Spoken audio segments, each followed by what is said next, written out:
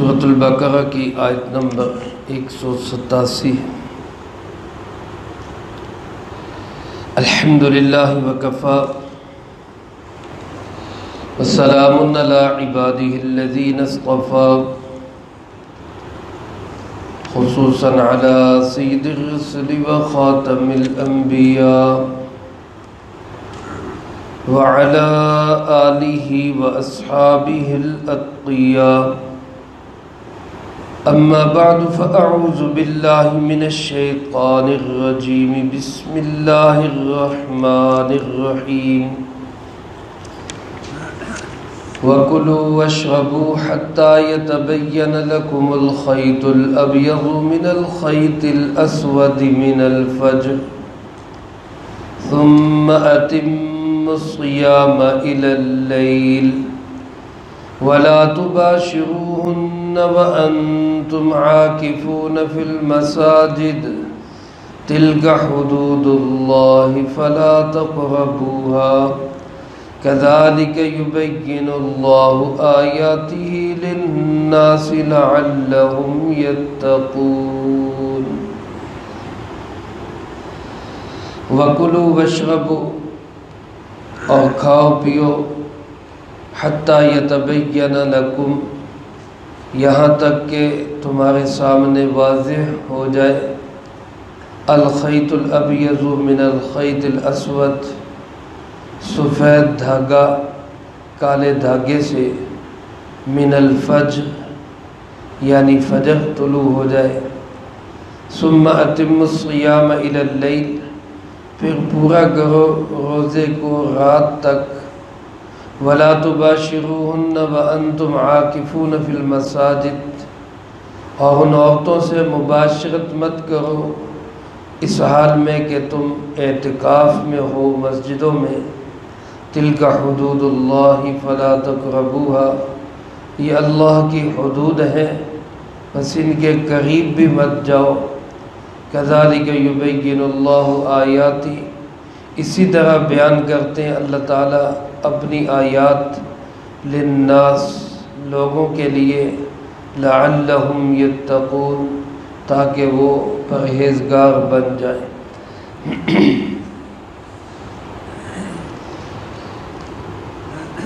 اس آیت مبارکہ کے پہلے حصے میں اللہ رب العالمین نے رات کے وقت کھانے پینے کی اور مجامعت کی اجازت دی رمضان کی راتوں میں۔ گزشتہ درس میں عرض کر چکا ہوں کہ ابتدائی اسلام میں سو جانے سے روزہ شروع ہو جاتا تھا، نیند سے پہلے پہلے جو کھا پی سکتے مجامعت کر سکتے اس کی اجازت ہے، جب سو گئے تو روزہ شروع ہو گیا، اب اس کے بعد کھانے پینے کی اجازت نہیں ہے۔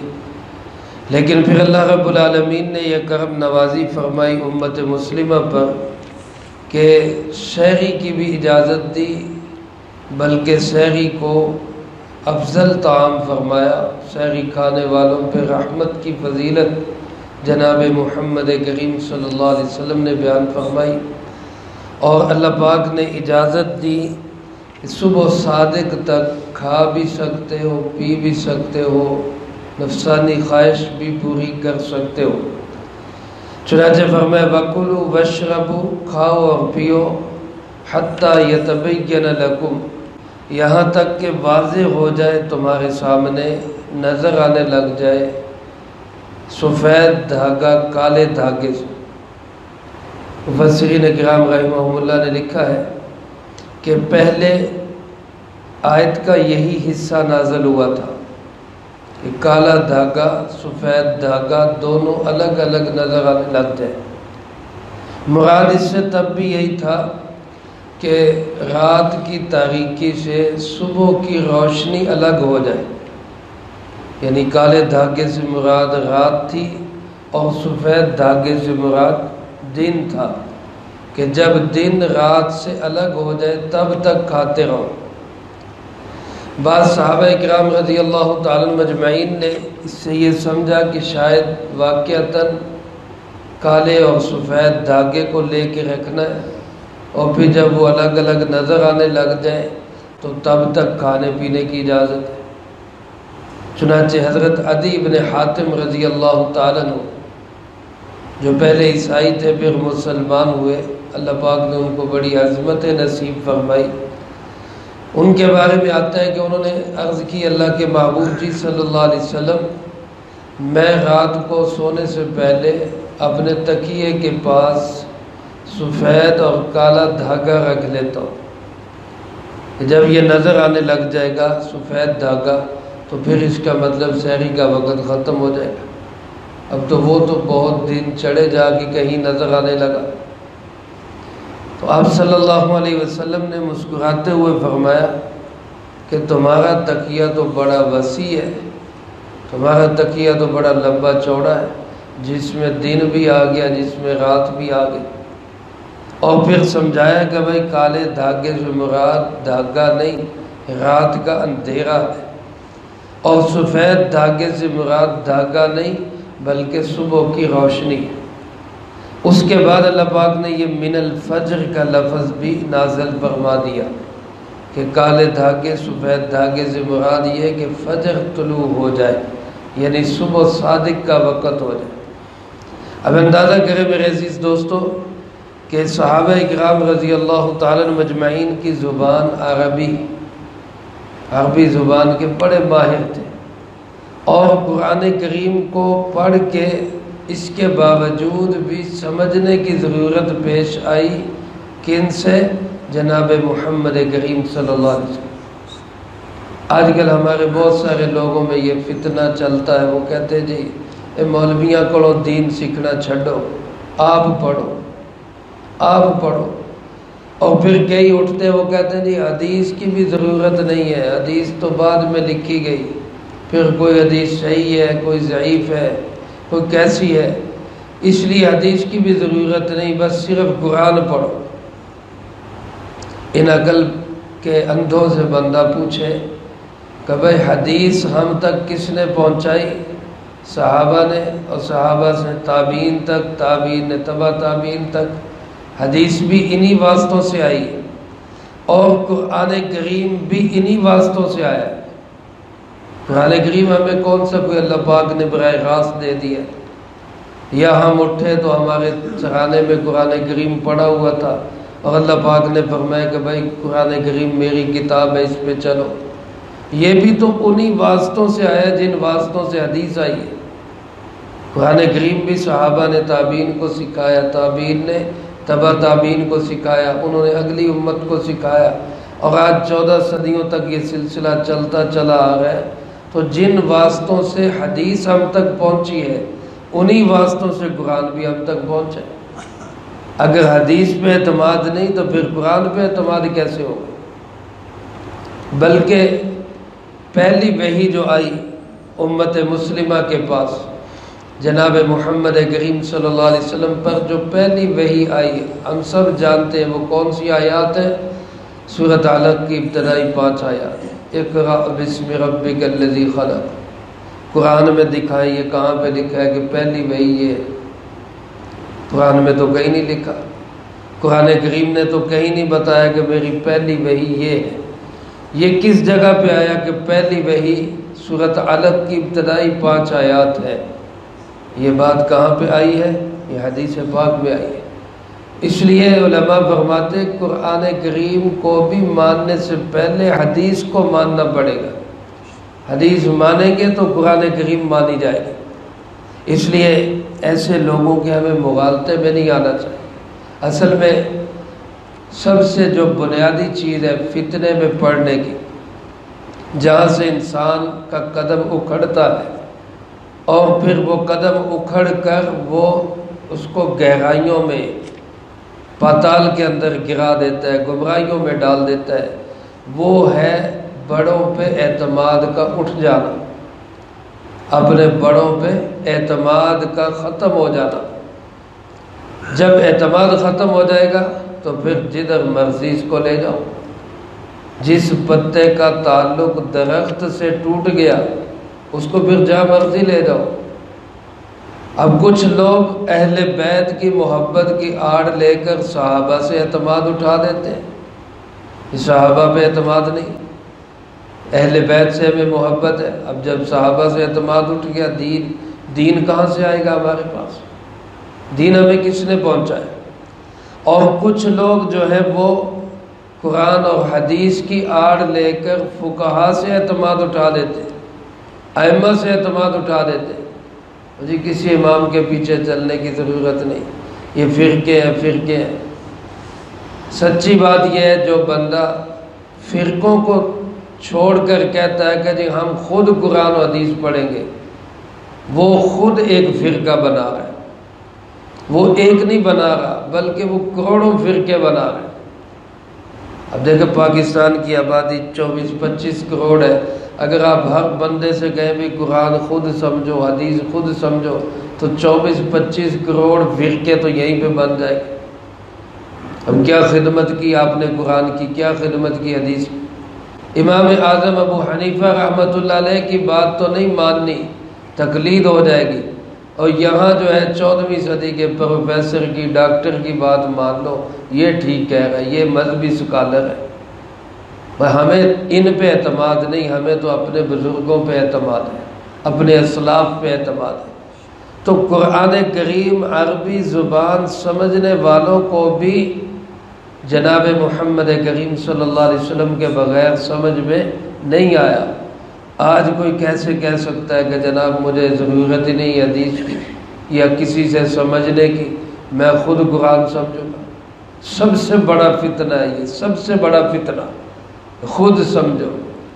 اس لیے اہل علم کے پاس جانا، ان پہ اعتماد کرنا، ان کا ادب کرنا، ان سے سیکھنا، یہ روایت ہے، یہ ایسی چیز ہے جو اس امت مسلمہ کا خاصہ ہے۔ اللہ پاک ہمیں اس کی سمجھ نصیب فرمائے۔ تو اللہ پاک نے ارشاد فرمایا تب تک تم لوگ کھا پی سکتے ہو جب تک صبح صادق طلوع نہ ہو جائے۔ اب صبح صادق طلوع ہو تو پھر روزہ شروع ہو گیا۔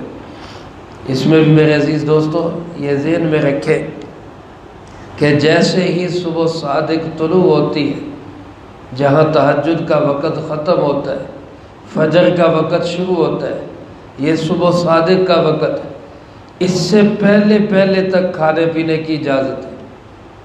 اس سے ایک لمحہ بھی بعد کھائے گا پیے گا روزہ نہیں ہوگا۔ ہمارے بہت سارے لوگ اس مغالطے میں ہوتے ہیں، جب تک اذان ہو رہی ہے کھاتے پیتے رہو، حالانکہ اذان تو ہوتی فجر کا ٹائم شروع ہونے کے بعد اذان ہوتی ہے، اذان تو بعد میں ہوتی ہے۔ اذان کے آخر تک کھائے پیے گا تو مطلب یہ تو دن چڑھے کھا پی رہا ہے۔ تو صبح صادق کا جو ٹائم ہو اس میں بھی، بلکہ آگے اللہ پاک نے لفظ کیا فرمایا کہ اللہ کی حدود ہے، ان کے قریب بھی مت آؤ، اللہ کی حدود کے قریب بھی مت آؤ، کہیں غلطی سے نہ حدود اللہ ٹوٹ جائے۔ اس لیے علماء نے لکھا ہے کہ احتیاطاً اس وقت سے بھی 1-2-4 منٹ پہلے کھانا پینا بند کر دینا چاہیے تاکہ حدود اللہ کے ہم قریب بھی نہ آئیں۔ پھر صبح صادق سے روزہ شروع ہوگا اور کہاں تک چلے گا؟ فرمایا ثم اتم الصیام الی اللیل، پھر اس روزے کو پورا کرو رات تک۔ رات سے مراد جب غروب آفتاب، کیونکہ جو ہی سورج غروب ہوگا رات شروع ہو جائے گی، تو غروب آفتاب ہوتے ہی روزہ کھول دو، اب رات شروع ہو چکی۔ اور افطار میں جلدی کرنا یہ جناب محمد کریم صلی اللہ علیہ وآلہ وسلم کی سنت ہے اور فطرت ہے، افطار میں جلدی کرنا۔ اس کے بعد اللہ پاک نے 5واں حکم بیان فرمایا، یہ ابواب البر کے مختلف احکامات بیان ہو رہے ہیں۔ چوتھا حکم روزوں کے متعلق تھا، اب یہ 5واں حکم ہے اعتکاف کی حالت میں مباشرت کے متعلق۔ رمضان کی راتوں میں تو خاوند بیوی کو ملنے کی اجازت دی گئی، لیکن اگر خاوند مسجد میں اعتکاف بیٹھا ہے یا عورت اپنے گھر کے اندر جہاں نماز پڑھتی ہے اس جگہ کو مسجد بنا کر، مسجد قرار دے کر وہاں اعتکاف بیٹھی ہے، تو ایسی حالت میں ان کا آپس میں ملنا یہ ممنوع ہے۔ اگر ملیں گے تو اعتکاف بھی ٹوٹ جائے گا، اور اگر روزے کی حالت میں ملیں گے تو کفارہ بھی ہوگا۔ اگر رات کے وقت بھی ملیں گے تو اعتکاف ٹوٹ جائے گا، اعتکاف کی قضا کرنی پڑے گی۔ اللہ پاک فرماتے وَلَا تُبَاشِرُوهُنَّ، ان عورتوں سے مباشرت مت کرو، ملاپ مت کرو، وَأَنْتُمْ عَاكِفُونَ، جبکہ تم اعتکاف میں ہو، فی المساجد، مساجد کے اندر۔ علماء نے لکھا ہے کہ مرد کا اعتکاف مسجد میں ہوگا، اور مسجد کے لیے جامع مسجد ہونا ضروری نہیں، کوئی مسجد جہاں 5 وقت کی جماعت ہوتی ہے، کیونکہ اللہ پاک نے عام فرمایا مساجد، جامع مساجد نہیں فرمایا۔ کسی بھی ایسی مسجد میں جس میں 5 وقت نماز ہوتی ہو، اس میں مرد اعتکاف کر سکتا ہے۔ عورت کا اعتکاف ہوگا گھر کے اندر، گھر میں جو جگہ مسجد کے لیے مخصوص ہے، یعنی نماز کے لیے مخصوص ہے اور ہونی چاہیے۔ آج بدقسمتی ہمارے گھروں میں سارے رومز ہوتے ہیں، سارے ہال ہوتے ہیں، یہ فلاں چیز کا، یہ فلاں چیز کا، یہ فلاں چیز کا نہیں مخصوص ہوتا، تو ایک کمرہ نماز کے لیے مخصوص نہیں ہوتا۔ اللہ ہمت دے گھر بنائے تو اس میں ایک جگہ، ایک برآمدہ، ایک کونا، ایک کمرہ مسجد کے نام سے نماز کے لیے وقف کرے کہ وہاں پہ نماز ہی ہوگی۔ گھر کے سارے افراد نے جب بھی عبادت کرنی ہو، نماز پڑھنی ہو، تو وہ وہاں جا کے نماز پڑھے، تو عورت وہاں پہ اعتکاف کرے۔ تو اس حالت میں ان کا آپس میں ملاپ یہ اعتکاف کو توڑ دے گا۔ اس لیے فرمایا تلک حدود اللہ، یہ اللہ کی حدیں ہیں۔ یہ جو جتنے مسائل بیان ہوئے روزے کے متعلق، یہ اعتکاف کے متعلق، یہ سب کس کی حدود ہے؟ اللہ کی حدود ہے۔ فرمایا فلا تقربوها، ان حدود کے قریب بھی مت آؤ، دور رہو ان سے، کہیں ایسا نہ ہو کہ غلطی سے اللہ کی حدود ٹوٹ جائے۔ اس لیے علماء نے لکھا ہے ان مسائل کے اندر بہت زیادہ احتیاط کی ضرورت ہے، اللہ کی حدود پامال نہ ہو جائے۔ اللہ پاک فرماتے ہیں کذالک یبین اللہ آیاتہ للناس، اللہ پاک ایسے ہی اپنی آیات کھول کے بیان کرتے ہیں، واضح طور پہ بیان کرتے ہیں لوگوں کے لیے، تمام انسانیت کے لیے یہ مسئلہ ہے، لعلہم یتقون، تاکہ یہ پرہیزگار بن جائے، تقوی والے بن جائے۔ اللہ کے احکامات پہ عمل کرنے سے انسان کو تقوی حاصل ہوتا ہے، اور تقوی والوں کے لیے ہی جیت ہے، تقوی والوں کے لیے ہی اچھا انجام ہے۔ دنیا آخرت میں عزتیں جو ملیں گی وہ تقوی والوں کو ملے گی۔ اللہ پاک ہم سب کو اپنی حدود کو قائم رکھنے کی اور حدود کی پامالی سے اللہ پاک ہم سب کی حفاظت فرمائے، جو کہا سنا اس کو زندگی میں لا کے دوسروں تک پہنچانے کی توفیق عطا فرمائے۔ اللہم انت السلام ومنک السلام، تبارک ربنا وتعالیت یا ذا الجلال والاکرام۔